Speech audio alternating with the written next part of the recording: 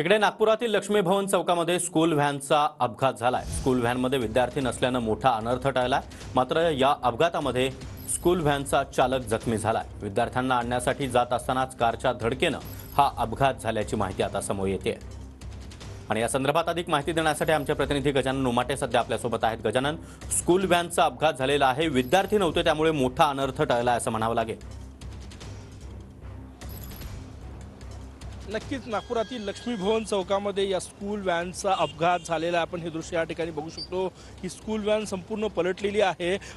यामध्ये विद्यार्थी नव्हते म्हणून मोठा अनर्थ टळला, परंतु या अपघाताच्या निमित्तानं नागपुरातील स्कूल व्हॅनमध्ये जे विद्यार्थी जातात त्यांच्या सुरक्षेचा प्रश्न जो आहे तो ऐरणीवर आलेला आहे। शेजारी ही कार आहे, या कारने धडक दिली आणि ही स्कूल व्हॅन जी आहे ती भर चौकामध्ये पलटलेली आहे। त्या हे बघा, हे दृश्य या स्कूल व्हॅनचे किती नुकसान झालं। या व्हॅन चालक जो आहे तो जखमी झालेला आहे, त्याच्यावर सध्या उपचार सुरू आहे। आणि ही स्कूल व्हॅन आता विद्यार्थी घेण्यासाठी ही स्कूल व्हॅन जी आहे ती विद्यार्थ्यांच्या घरी जात होती। सकाळी 7:30च्या सुमारास हा अपघात जो आहे तो झालेला आहे।